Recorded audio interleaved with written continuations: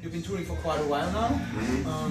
How do you cope with all the stress and how do you keep it fun? You know, I mean, we came here backstage, everyone was laughing and it was a lot of jumping and eating. And yeah, we're actually friends again. No, I think it's you have to genuinely like the people that you're touring with, and it's kind of weird because like when we were in high school, like 19, 20 years old, you know. I mean, we were definitely like the closest of friends. Then I'll say mid-20s, we started having a lot of conflicts with each other. Because the thing is, you have to remember that we all have to be with each other like 300 days out of the year, even show or no show. We're always together. But it's kind of weird that we actually wound up getting closer the more older we got. Now that we're in our mid-30s. You're sort of wiser and mature about petty stuff.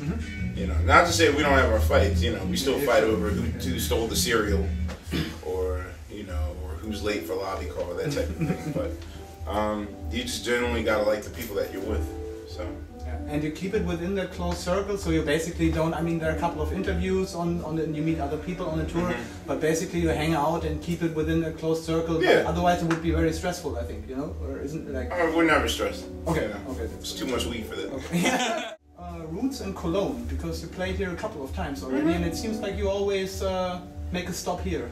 Why is that? Is there some reason for this, or is it just like I mean, we're coincidence? We're smart businessmen, you know. I know often, you know, it's hard to lock down your favorite American acts to come to a lot of different cities and different countries, but you know, we always stop at the major cities when we come to Germany, Hamburg, Frankfurt, Cologne.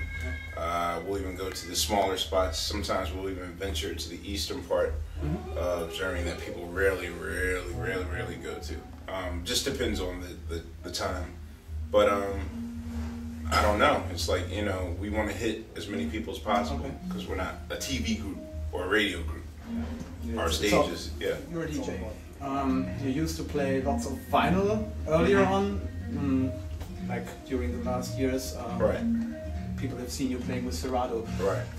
Do you still buy vinyl on tour? Is it like record shopping, some off days? And I still, yeah. Matter of fact, I spent a grip in Amsterdam. The last time we were touring, back in May, I forgot to give him my address to ship them back home. So. But you're playing in Amsterdam again. I brought like €2,000 worth of records. Yeah, like I'm a vinyl connoisseur. I like Serato because it enables me to put my entire record collection in one source. Yeah, you know. And that's exactly to the point. You put your record collection, you get it on MP3. You have to digitalize it somehow, and you don't do it yourself because it takes so much time. I have an engineer. I have a studio engineer. No, and I know the stuff I like. When I record shop and I buy a record, I mark off. Oh, I like that song. This is why I brought that record. Actually, really hired someone to keep your collection kind of. Or my engineer, my studio engineer. Okay, also. When I'm not home, he takes care of the library. Okay, perfect. Great, yeah. Something totally different. We recently talked to Busy P, and he had his own Nike Air Force One made, and I know you got one too. You just I read about it in your blog when you gave him away with that golden ticket thing. So how did that go down? Did Nike approach you, or? Nike approached me, and I was very shocked that, you know, they wanted me to do the most outlandish, the most craziest idea I could think of. Actually, I'm working on. I'm talking about the second shoe right now. Okay. There's the anniversary of the Air Max 90, the 20th anniversary. So hopefully, hopefully I can think of something. You're like the only sneakerhead in the group, or? Oh, no. We're all sneakerheads. I don't even know how I got lucky because if anything, like Black Thought is he's the fashion maven. That's what I was thinking. I saw him wearing the cool he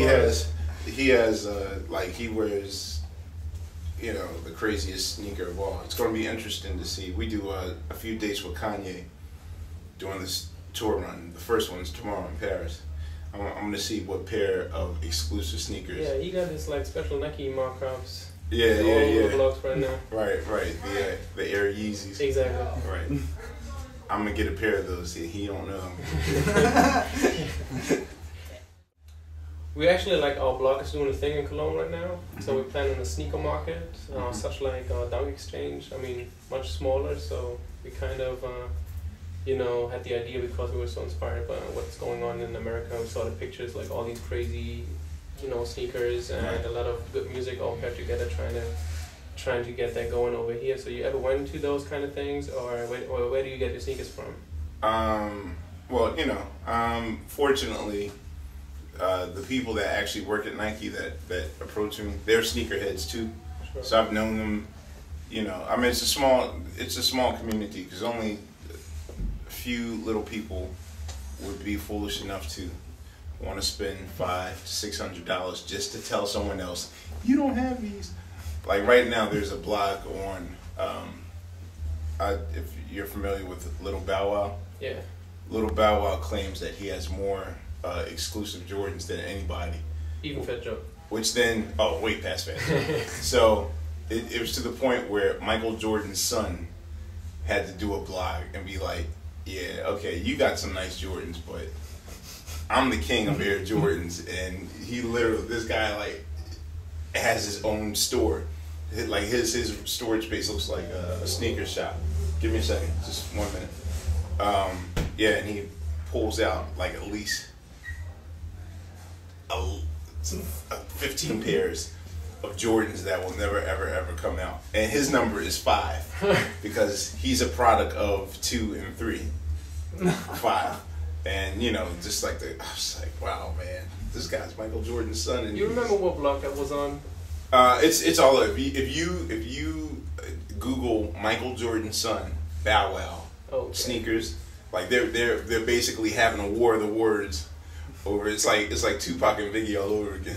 Right. Except for sneakers. I got more sneakers than you, son. Yeah, my dad wore this with purple on the bottom. You don't got this. You know, it's like it's crazy. You know. Right. Yeah. So people seems to have something planned with you right now. I mean, they came in already. Oh yeah. So we got to go on stage. Probably.